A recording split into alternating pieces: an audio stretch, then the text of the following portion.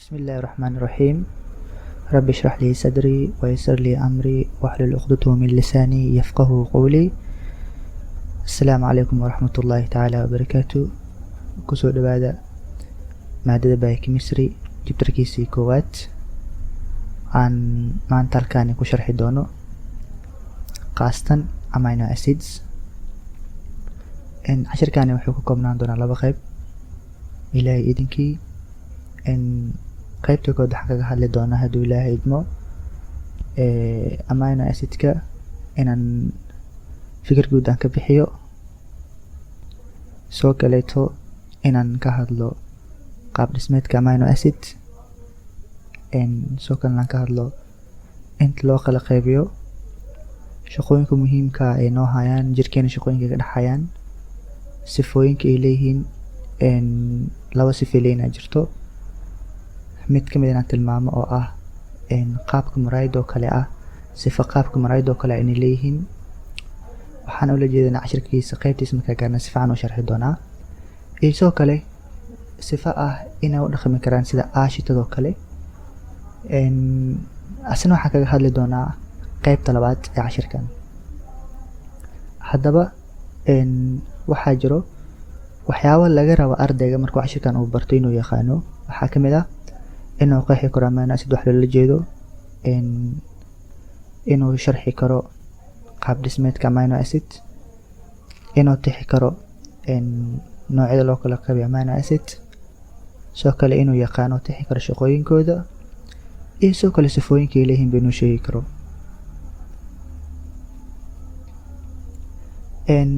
waxaa ku hormari doona haddaba inaan fikir guud ka bixiyo amino acidka. waxaa la sheegaa inay jiraan ilaa 300 oo amino acid, laakiin jirkeena wuxuu yaqaanaa 20 ka mid ah 300. taasna ula jeedo jirkeena wuxuu borotiin ka sameyn karaa 20 ka mid ah 300. marka amino acidka 20kaas xabo jirkeena wuxuu isticmaalaa inuu ka sameeyo borotiin. marka 20ka amino acid waxaa loo isticmaali karaa in laga soo sameeyo borotiin. sidoo kale waxay precursor u yihiin ama waxay aasaas u yihiin in lasoo sameeyo maado loo yaqaano heme. maadadan hemta la dhaho jirkeena waxaa laga helaa hemoglobinta ama RBC dhexdiisa, yacni HB-ga maqashaan oo aad taqaanaan hemoglobin aan lahaa. hemoglobintaasay laba waxyaabood ay ka samaysan tahay, mid loo yaqaano heme iyo mid loo yaqaano globin.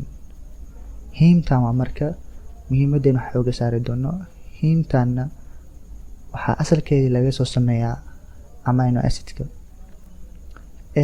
soo kale waxyaabaha amino acid laga sameeyo waxaa ka mid ah purines iyo pyrimidines oo ah asaaska markaan u baahanahay inaan sameyno DNA. soo kale waxaan ka sameyn karnaa amino acidka neurotransmitters waxa loo yaqaano, amaba ayagaa noqon karaan sida glycine iyo glutamate. neurotransmitters waxaa loo yaqaanaa fariinsadayaal waaye ee jirkeena uu isticmaalo. waxaa loo yaqaan neurotransmitter yani shaqooyinkooda yani inta noocay kala noqdaan waxay noogu imaan doonaan cashir si fiican aan markaas u fahmi doonaa insha allah. soo kale 20ka amino acid waxay u jiri karaan wax loo yaqaano non genetic code. non genetic code waxaan ula jeedaa waxaa jira 20 xabo jirkeena uu yaqaano, DNA-dana ay taqaano. 20kaas xabo waxaa laga sameeyaa marka proteina laga sameeyaa. waxaa jira marka kuwa ka mid ah 20kaas xabo oo isbedel yar lagu sameeyo. isbedelkaas yar markii lagu sameeyana nooc kala soo baxo. noocaas soo baxay marka jirkeena ama DNA-deena ma taqaano si borotiin ugu sameysa, yani markii loo baahan yahay borotiin la sameeyo, borotiinkaasi DNA-deena amreyso iyada yani ka qayb qaadata in la sameeyo borotiin. soo 20 xabo amino acid taqaana iyada. marka waxaa jira 20kaas xabo qaar ka mid ah oo isbedel yar lagu sameynayo. haddii isbedelkaas yar lagu sameeyo marka wax kale noqonayaan amino acid kale noqonayaan marka DNA-dana ma taqaana markaasiti markaasoo kale waxaan dhihi karnaa marka non genetic code aan dhihi karnaa waxaa ka mid ah hydroxyproline iyo hydroxylysine hydroxyproline waxaa laga keenay amino acid loo yaqaano proline prolineta waxaa lagu dhejiyey marka hydroxide OH aa lagu dhejiyey sidoo kale lysine waxaa lagu dhejiyey hydroxide lagu dhejiyey okay marka labadan amino acid waxaa laga helaa collagen collagen waa maado jirkeena loo isticmaalo in yacni lagu adkeeyo xubnaha qaar ama qaab dhismeedka qaar sida muxuu ahaa xididadoo kale in lagu adkeeyo in yacni si fudud aysan u dilaacin xididada marka meeshii la rabo in la yara adkeeyo waxaa loo isticmaalaa maado loo yaqaan marka collagen collagentaa marka waxay ka kooban tahay proline iyo lysine amino acid la dhaho proline iyo lysine taasoo lagu dhejiyey hydroxide lagu dhejiyey sidoo kale marka waxaa lahay amino acidka dhammaantooda waxaa loo helaa jirkeena brotiin ku jira amino acid ka samaysan dhammaantooda waxay u jiraan qaab loo yaqaano L alpha amino acid marka waa qaabka sifooyinka hadda aan sheegayo muraayadoo kale ah waa arki doonaa wax loola jeedo cashirka gadaashiisa dambe noogu imaan doontaa marka insha allah intaas waxay ahayd overview yar waxaan ka hadli doonaa hadeertaaniti qaab dhismeedka amino acidka siduu u samaysan yahay amino acid markaan ka hadleyno qaab dhismeedkiisa wuxuu yahay in amino acidka uu leeyahay waxa loo yaqaano primary amino group ama amino group dheh primary amino group maxaa la lahaa marka waa midkaan halkaan kuugu tilmaamayo NH3gan primary amino group aa la lahaa marka amino acid waliba qaab dhismeedkiisa markaan ka hadleyno wuxuu leeyahay primary amino group ama amino group ayuu leeyahay marka haddii laga reebo amino acidka loo yaqaano proline ma laha waxa la dhaho primary amino group laakiin wuxuu leeyahay waxa loo yaqaano secondary amino group haddaba maxay tahay secondary amino group waxaan si fiican ugu fahmi doonaa slide-ka xigo inta marka haddaan kasii gudbo qaab dhismeedka amino acidka waxaa ka mid ah inuu leeyahay alpha carboxyl group waxaan soo sheegay inuu leeyahay amino group ama ha ahaada primary ama secondary ha ahaadee amino group inuu leeyahay soo sheegay soo kale in wuxuu leeyahay alpha carboxyl group waa midkan asaga inta halkan calaamada guduudka lagu calaamadeeyey amino acidka soo kale wuxuu leeyahay waxaa loo yaqaana hydrogen atom waa midkan asigana soo kalena wuxuu leeyahay unique side chain oo ah R group yani side chain oo unique ah yani unique maxaa ula jeedaa marka side chainka wuxuu ku dhigaa marka alpha carbon so dhammaantooda amino groupkan ama ha ahaada primary ama secondary ha ahaado carboxyl groupkan hydrogenkan iyo soo kale R-kan ama side chainkaniti dhammaantood waxay ku dhigan yihiin alpha carbon marka qaab dhismeedkani waa qaab dhismeedka loo yaqaano amino acid okay maxaa marka R groupkan unique loo dhahay wax kale unique looma dhihin yacni 20 amino acid soo jirtaan soo sheegay 20kooda waxay ku kala duwan yihiin R-kan ku kala duwan yihiin intaan kale way ka wada siman yihiin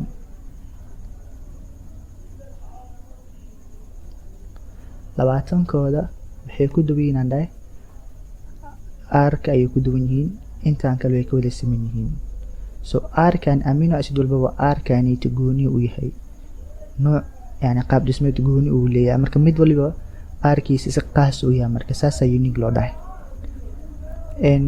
haddii aan ka gudbo xoogaa kahor waxaan soo sheegay in amino acidka uu leeyahay yani amino group amino groupkaasna uu noqon karo laba midkood, primary amino group ama secondary amino group. Okay, primary goormaa la dhihi karaa? Primary waxaa la dhihi karaa markii alpha carbonka amino groupka ku dhigan uu xor yahay, yacni uusan meel kale xiriir la sameyneynin haddii laga reebo carbonkan.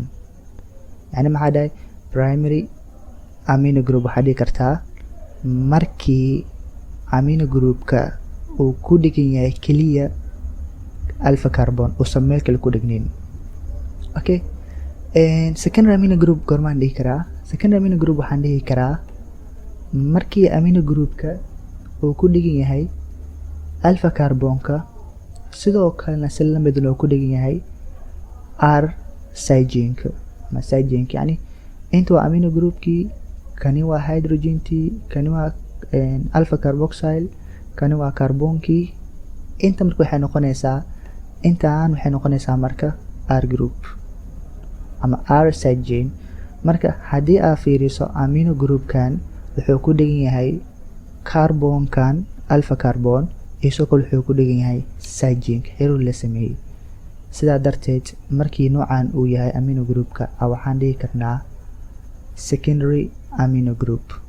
Okay, magac kaloo lahaan karaa waxaa loo yaqaanaa amino group. meeshii amino ah ka dhihi lahayd waxaa dhehaysaa amino, ada waxaa ku bedelinaysaa a. Okay, marka maxaa marka proline amino acidkan loo yaqaano qaaska kaga dhigay secondary amino group, yacni qaas ahaanshihiisa maxay macno ku fadhidaa? macnaheena ugu fadhida waxay tahay horta wuxuu leeyahay dhaanay qaab dhismeed unique ah, goonihuu leeyahay amino acidkan. marka gooni ahaanshihiisa qaab dhismeedkiisa gooni ahaanshihiisa waxay ka saacidaysaa yacni inuu sameeyo yacni adkeysi, yani adeeg inuu sameeyo. yani adeeg maxaa la jeeda structurada ama qaab dhismeedyada qaar ee jirkeena ee laga helo proline wuxuu ka dhigaa mid adigu ka dhigaa. yani hadda waxaan soo sheegay collagen in hadda ay ahayd meelaha loogu baahan yahay jirkeen lagu adkeyn loo isticmaalo. collaginta marka waxaa laga helaa proline laga helaa. so meelaha la rabo in jirkeena yani lagu adkeeyo waxaa lagu daraa maadaama prolinta lagu daraa, sababta amino group ka koobanta. amino groupkana wuxuu ka dhigaa marka mid yani structureka aciti ka qayb qaadanaya inuu yara adkeeyo. Okay, marka saa darteed markii la sameynayo proteinka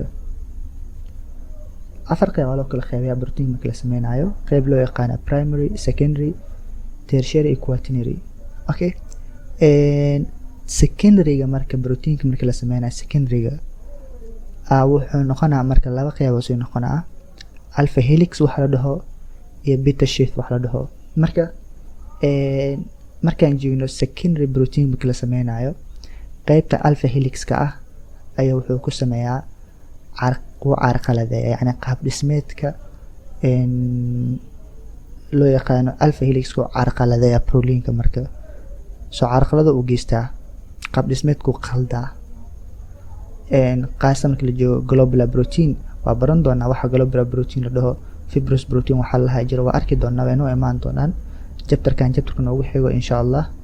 proteinada nooca loo kala qaybiyo jabtarada kasii dambeeyna globular protein iyo fibrous protein aan ku baran doonaa. marka muhiimadda ay leedahay maxay tahay protein muhiimadda ay leedahay waxay tahay qayb qaataa qaab dhismeedka jirka, yani jirkeena qaab dhismeedyada qaar in yani uu adkeeyo. Okay, waxaa gudbinaa markii hadda amino acidka la qaybino. waxaan ogaanay overview aan ka bixiyay, hordhacaan ka bixiyay amino acidka.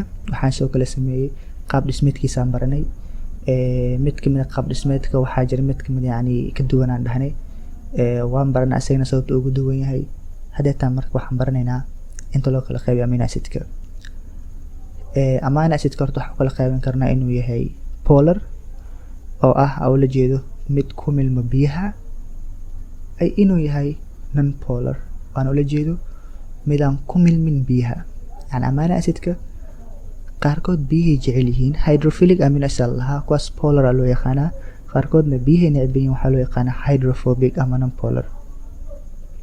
kuwa polarka ah marka kuwan polarka ah waa si kala qaybinaynaa.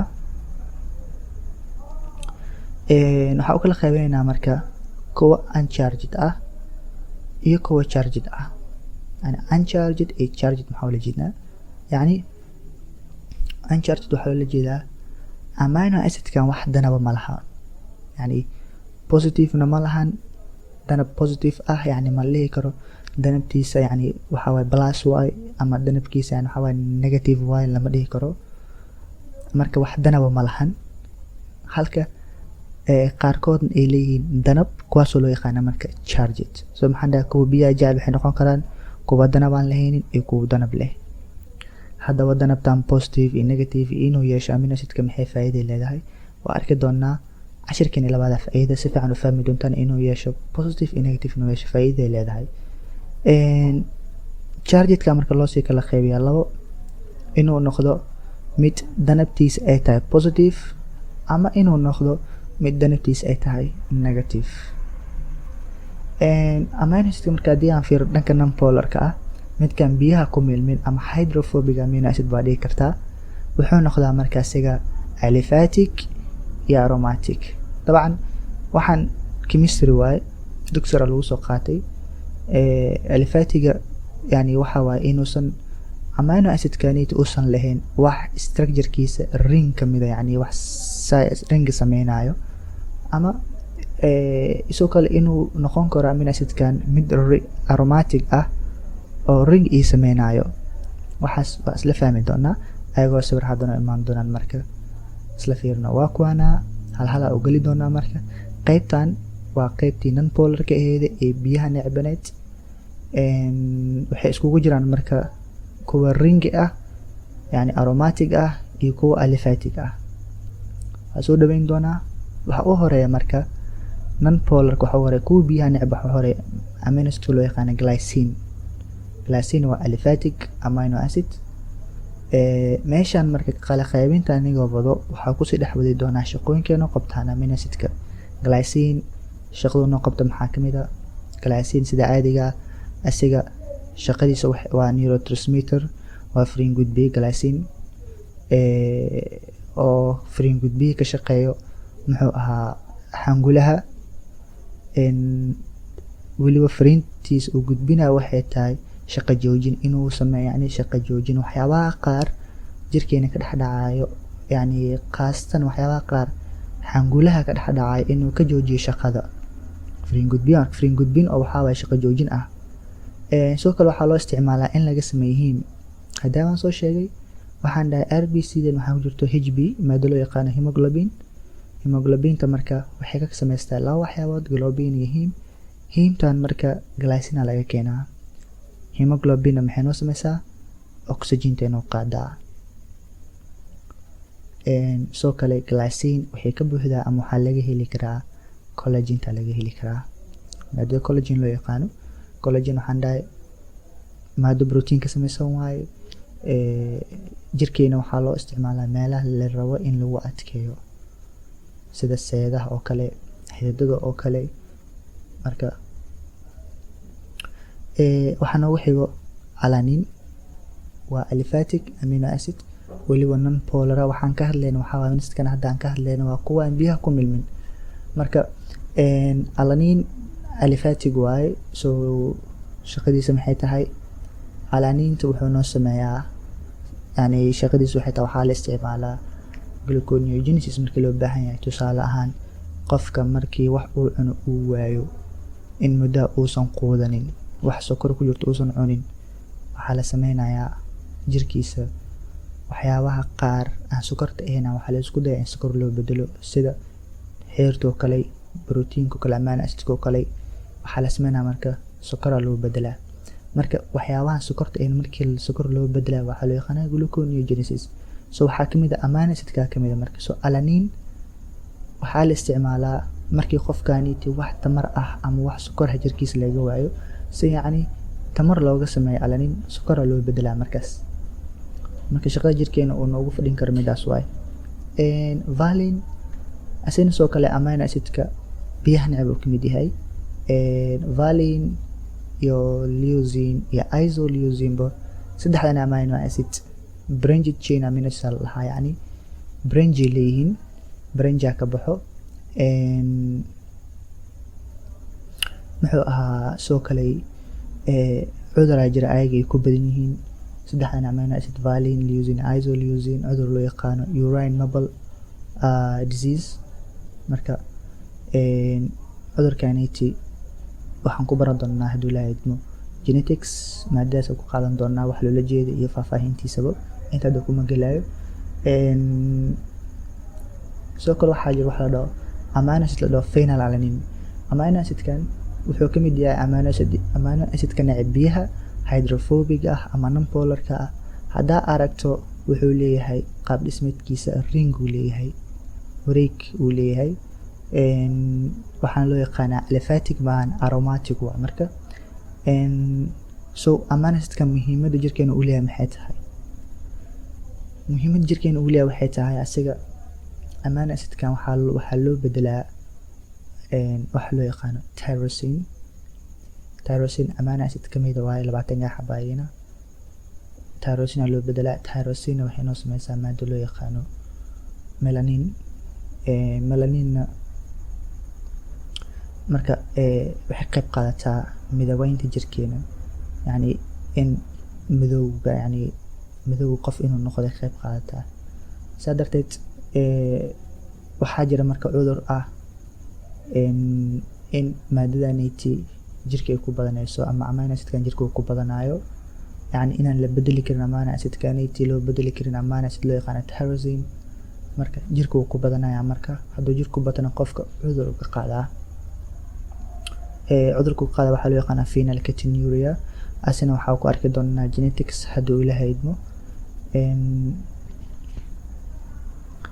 tryptophan amino acidkaasna wuxuu ka mid yahay aromatic amino acid sababta ah ring uu leeyahay waa aragtaa weli waa non-polar iyuu necban yahay shaqadiisa maxay tahay asaga wuxuu noo sameeyaa maadaan loo yaqaana serotonin laga soo sameeyaa serotonin muhiimadda noo leedahay maxay tahay farxadda maadada noo qaabilsan waayo niacin ama vitamin B3 vitamin B yaa rabaa maqli jirno marka vitamin B3 tryptophan laga keena laga soo sameeyaa iyo soo kale maadaan loo yaqaano melatonin maadaan melatonin tan waxay qayb qaadataa hurdada qofka ka qayb qaadataa marka tryptophan laga keenaa iyadana laga soo sameeyaa marka muhiimadda uu noo leeyahay taas waaye marka melatonin tan maadaan hurdada noo keenaysa asaa laga soo sameeyaa iyo sidoo kale maadaan farxadda noo keenaysana tryptophan laga sameeyaa okay waxaa noogu xigo methionine asiga shaqo jirkeena uu noo hayo waxay tahay horta wuxuu leeyahay sulfur uu leeyahay sulfur containing amino acid loo yaqaanaa sulfur uu leeyahay shaqada jirkeena uu noo hayna waxay tahay in methyl groupkaniti uu donation noogu sameeyo yani methyl groupka uu baxshaa waxaa jirto meelo qaar jirkeena shaqooyin qaar markay ka dhacayaan in loo baahanyaa methyl marka methylka uu noo bixinaa so shaqadiisa intaas waa asiga waxaa ku xiga proline amino acid loo yaqaano waa arina proline hore ugu soo hadalnay inuu leeyahay secondary amino group ama waxa loo yaqaano amino group shaqadiisa hore usoo fahanna marka waa ku gudbi doonaa intaas waxay ahayn marka amino acidka loo yaqaano non-polar cygen yani amino acidkan dhammaantooda u wada jeedid waxay ka dhigan tahay inaysan ku milmin biyaha way necban yihiin marka okay haddaba waxaa la dhahay muxuu ahaa su-aala imaaday su-aashan waxaa la dhahay amino acid found in protein yani amino acid ama amino group ama waxaa dhihi kartaa secondary amino group laga helo protein structureka amino acidku ku jira marka su-aasha waxay tahay amino acidka laga heli karo amino group amino acidkee waaye so waan kasoo hadalnay saan filaayo arginine allahay proline histidine iyo lysine haddaba ka fikir maxay kula noqon kartaa dabcan proline okay location of non-polar amino acid insoluble and membrane protein okay proteinaatka saan wada ognahay jirkeena markii la fiiriyo biyahay ku milmaan, yani biyahay ku dhaqmaan, biyahay ku dhex socdaan inta badan meel biyahay ku dhex jiraan. marka protein markii la sameynayana wuxuu ka samaysan yahay amino acid. saa darteed amino acidkana waxaa ka mid ah kuwa biyaha neceb ee biyahan ku milmin. haddaba su-aasha isweydiinta badan waxay tahay kuwan amino acidka biyaha neceb ee aan biyaha ku milmin haddii protein laga sameeyo soo biyaha lama kulmayaan. marka isla fiirinaynaa marka intee la geyn doonaa ayagaasiiti, intee lagu xarayn doonaa. okay, sawirkan isla fiirino. sawirkan laba nooc waaye. noocna waxaa waaye protein u shaqeynaya general ahaan, yani kala gudbinaan u shaqeynaya ee laga helo selka xoobkiisa kore, cell membrane-ka protein laga helo, integral protein loo yaqaanaa. muxuu ahaa proteinkanita marka selka membrane-ka banaankiisana waa jiraa, gudihiisana wuu jiraa. marka selka gudihiisana waa biyo, banaankiisana waa biyo. maadaama proteinkan labada dhinac uu jiro waxay ka dhigan tahay biyaha inuu labada dhinacba kala kulmaayo. saa darteed haddii laga sameeyo ka waran membrane-kan, yani proteinkan haddii laga sameeyo amino acid oo hydrophobic ah oo biyaha neceb, se yani xalka maxay tahay? xalka waxay tahay haddaa aragtaan waxyaabahan waa lipid, waa cell membrane-ka wuxuu ka samaysan lipid bilayer waaye, lipid uu ka samaysan yahay. amino acidka neceb marka biyaha neceb waxaa lagu aadin doonaa qaybta lipidka ah ama qaybta dufinta ah, dufintaniti oo selka uu ka samaysan yahay. waxaa lagu aadin doonaa marka amino acidka neceb biyaha.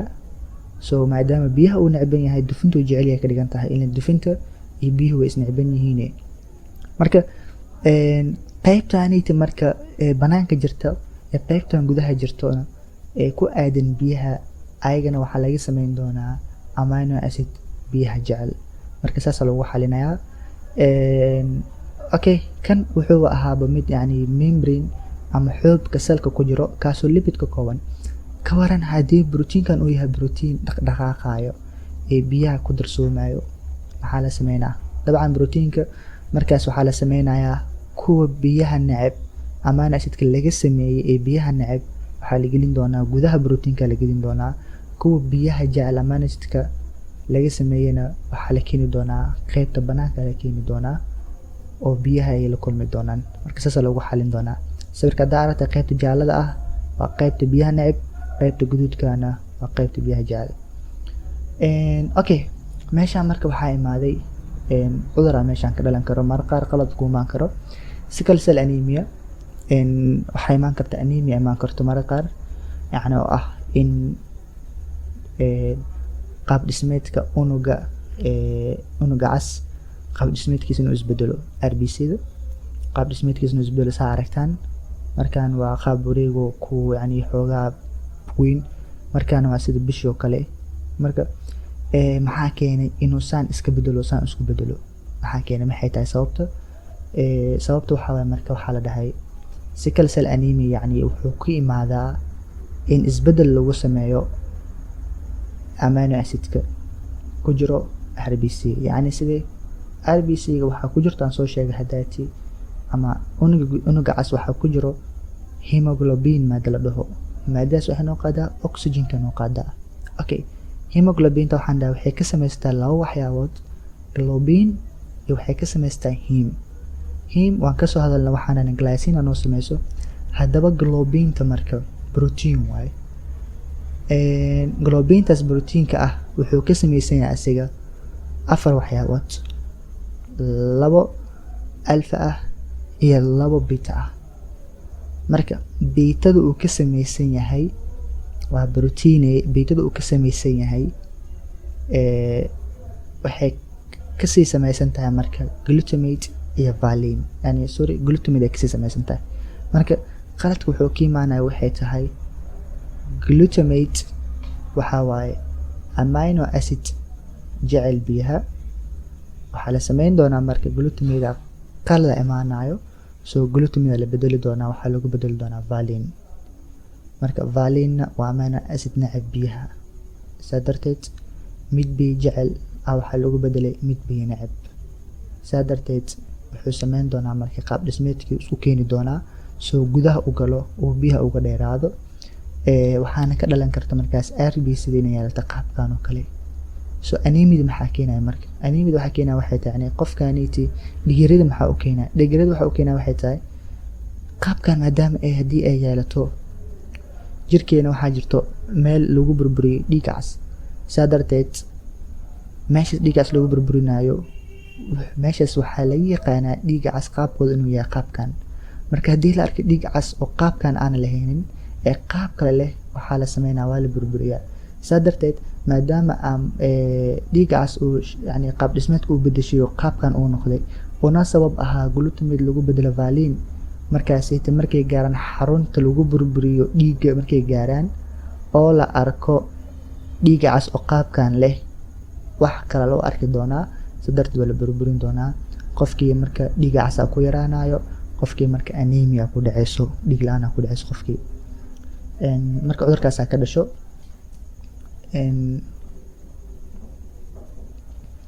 haddii aan hore u sii socdo su'aal kale meeshan imaada marka cudurka haddaan kasoo sheegay ee sickle cell disease la dhaho wuxuu ka dhashaa haa la dhahay hemoglobinta aan soo sharxay samaysankeeda oo qalad ku yimaado. Okay, qaladkaas hemoglobinta ku yimaadana waxaa sabab u ahaaya la dhahay point mutation nooc loo yaqaan qaladaad kamid ah qaladaadka dhacay ee DNA-da ka dhaco kaasoo keenaya marka in amino acid la bedelo oo lagu bedelo amino acid kale. Haddaba waxaa la iska rabaa amino acidka la bedelayo maahane kan lagu bedelayo la rabo in la sheego. So waa midkee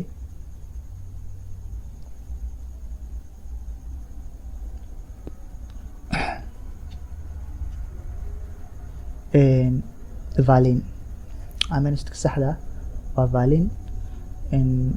So ilan waxaa la bedelaa amino acid glutamate la bedelaa waxaa lagu bedelay valine lagu bedelay. Valine waa mid biyaha neceb marka. cashirkeena maanta intaas noogu yahay wixii aqalday nafteeda shaydaan ay ka ahaadeen wixii aasaxan alla xagiisa ka ahaadeen. tani kulanti dambo insha Allah. Assalaamu calaykum waraxmatullaahi wabarakaatuh.